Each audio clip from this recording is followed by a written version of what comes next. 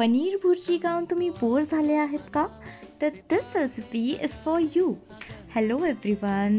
कितीदा असं होतं की आपल्याला भुर्जी खायची नसते, कधी आपल्याला ग्रेव्हीची पनीरची भाजी खायची नसते, आणि पण आपल्या मुलांना असो किंवा आपल्या घरच्यांना असो आपल्याला हेल्दी खाऊ घालायचं असतं.